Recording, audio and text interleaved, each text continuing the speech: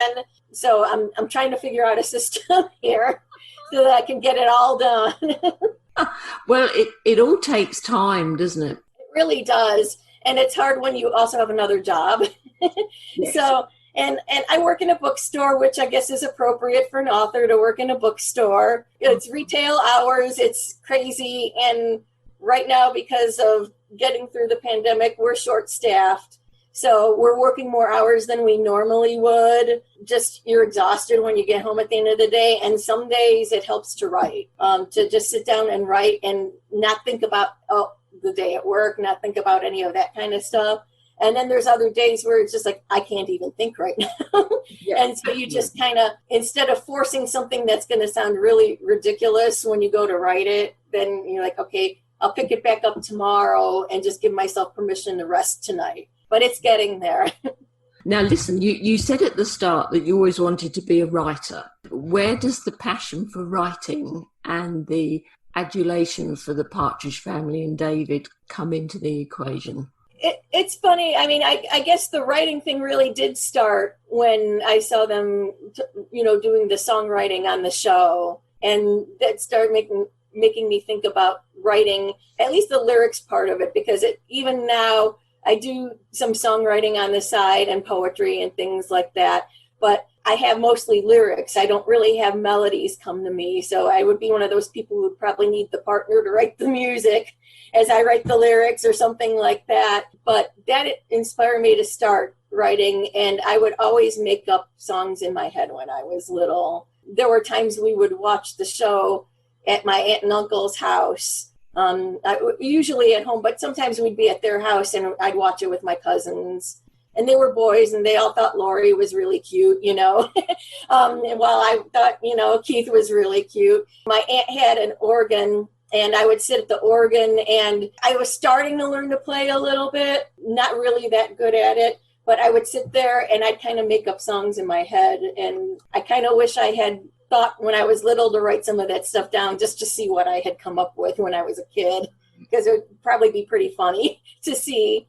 But then as I got older, English was always a favorite subject. English and music were always my favorites. And I loved English. I was one of those people that actually loved diagramming sentences and all that kind of thing when other people were like, oh, I don't want to do that. When I was in high school, we had a British literature class, and we did Pride and Prejudice. And that became my favorite book. And that was the first time that I thought of actually writing a novel. I thought of it, but I didn't do much with it because I was still, all the homework and school and everything. Then you get out into the world and you get a job, and then you get married and you have a family, and you don't have a lot of time for it. So it's in your mind, but you don't really start. And then one day I was just finally like, you know what, it's time to start. The interest in the Partridge Family and David specifically, that presumably started when you were 5 years old and watching the television series. Yes, definitely. Now, you're so young. Can you remember the impact seeing David had on you at that age? I'm trying to think how I would describe it as a 5-year-old. You were mesmerized by him, I guess is the way to put it. Just everything. Obviously, he's a very good-looking guy, but the voice, I mean, once he opened his mouth and you heard that voice, you were like, I've never heard a voice like that. The voice just kind of sealed the deal right there. Just everything about the show, their humor, everything. And then it helped that I had friends the same age that, had the same interests too. He was glued to the TV whenever the show was on and when he was on, and always had the records playing.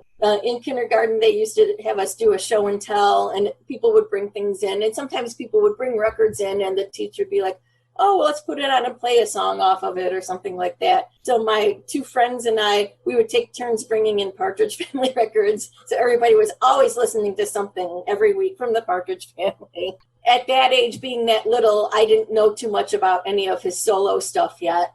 I knew mostly about the stuff from the show. Once I got older, once the show was off the air and I got older, then I started discovering more of the solo stuff.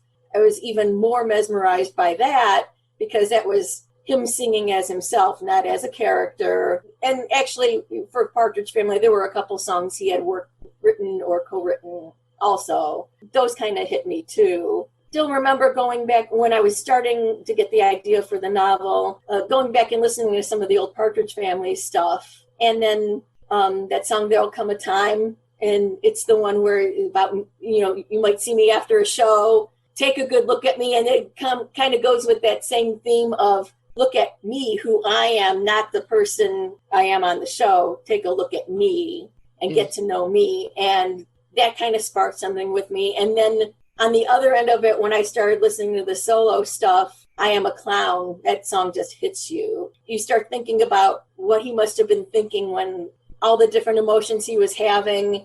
And it's kind of the same thing of see who I really am.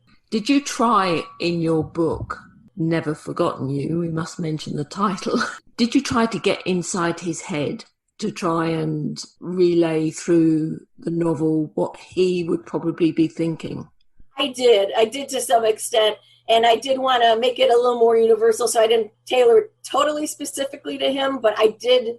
That was a lot of it, was trying to get inside and think what he might be feeling at that moment or what he would be thinking about having somebody get to know him, personally on a personal level instead of just the character they were on the show. And then just his thoughts about being away from it for so long and trying to make his comeback, that kind of thing.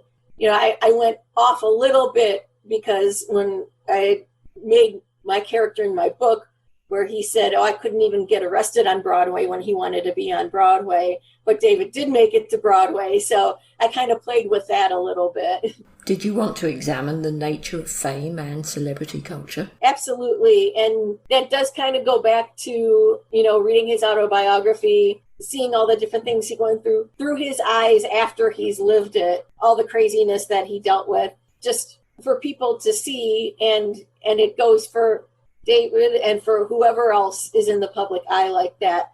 There's a real person that people have to remember, that there's always a real human being, that you don't just put this person, even though they're inspiring you or whatever, you don't put them on a pedestal. And when you're a little kid, that kind of happens anyway. You have to show that they're a real person, that they have real emotions, real feelings. There's more to them than just what you're seeing. Even now you see different people that when someone who's well known has an opinion about a subject and they'll be like, I don't want to hear what you have to think about that. Just shut up and sing, or shut up and act, or shut up and paint, or whatever you do. That always makes me upset because okay, you're talking about their profession or their career. You wouldn't say to somebody who's your lawyer, just shut up and, try my case, or just, something like that, or tell your doctor, shut up and prescribe me my medicine. I don't want to hear what you have to say. Why do people do that to people that are in the public eye just because of, that's what they do for a living? They have a right to an opinion on important subjects of what's going on in the world and stuff too. That was one of those things I wanted to get across, is that type of fame, it's a double-edged sword sometimes, that where that person that has that fame is going through it and they enjoy, there's a lot of things that they're grateful for about it and that they love about it, but there's the other aspects that kind of weigh on them and that they have to deal with, and you have to realize that they're going to have those emotions about it. Do you think it's important we have idols in our lives? I do. And obviously it started with me at a young age, and I think it does for a lot of people with whoever their idol is. It helps you, especially for those of us that wind up being in the creative field, that we write, or musicians, or actors or artists or whatever. Those idols inspire you in whatever artistic endeavor that you take on. It kind of plants that seed when you're a kid to bring that forth, and then you wind up, there are a lot of people that I wind up hearing about, and I know you've had some, on your podcast before too, but a lot of people that they were inspired by David to write as a musician, as other things, and